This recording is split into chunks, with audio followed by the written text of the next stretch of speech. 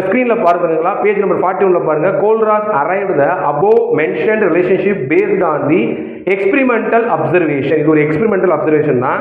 Such as the one of shown in the table. டேபிள்ல பாருங்க, உங்களுக்கு ரெண்டு டேபிள் தெரியும், கவனிங்க.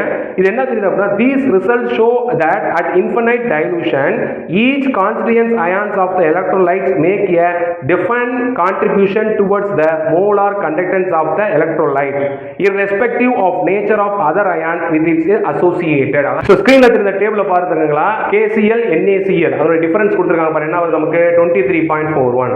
அதே மாதிரி KBr NaBr KNO3 NaNO3 இதுல வந்து பாத்தீங்க அப்படின்னா ரெண்டுக்குரிய டிஃபரன்ஸ் வந்து 23.41 தான் இருக்கும். ஏன் அப்படின்னா ரெண்டுலயுமே வந்து பாத்தீங்க அப்படின்னா ஃபர்ஸ்ட் ஒன்ல ரெண்டுமே Cl- அயனா தான் இருக்கும், செகண்ட்ல Br-, தேர்ட்ல NO3. ஆனா யார் மட்டும் டிஃபரன்ஸ் அந்த Na+ K+ அது டிஃபரண்ட் ஆகுது. அதான் சொல்றாங்க, ஒரு கான்ஸ்டிட்யூயன்ட் அயான்ல ஒவ்வொரு இண்டிவிஜுவல் அயான் என்ன பண்ணும்னா அதோட கான்ட்ரிபியூஷன் கொடுக்கும்ன்றாங்க. இந்த கீழ டேபிள்ல பாத்தீங்கன்னா உங்களுக்கு தெரியும், அதுல வந்து பாத்தீங்கன்னா எல்லாத்துலயும் கேட்டையான் சிமிலரா இருக்கும், ஆனியான் டிஃபரா இருக்கும்.